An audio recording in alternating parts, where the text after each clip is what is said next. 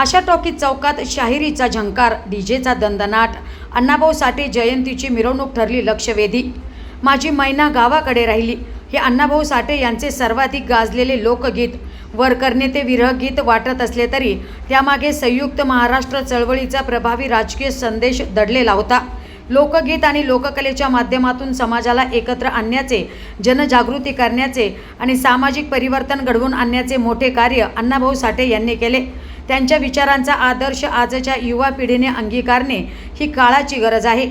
महाराष्ट्राच्या जडणघडणीमध्ये तसेच देशाच्या सामाजिक क्रांतीत आणि श्रमिकांच्या हक्कासाठी व वंचित समाजाच्या हितरक्षणासाठी त्यांचे योगदान मोलाचे असून लोककलेच्या माध्यमातून वंचित समाजाचा आवाज बुलंद करणारे अण्णाभाऊ साठे समाजासाठी प्रेरणास्थान आहे.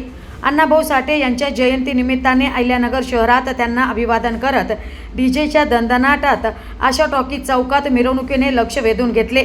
साहित्यिक, सामाजिक आणि परिवर्तनवादी कार्याला उजाळा देत अण्णाभाऊ साठे यांच्या विचारांचा वारसा पुढे नेण्याचा संकल्प व्यक्त करत हजारो तरुणाई या मिरवणुकीत डीजेच्या तालावर थिरकली.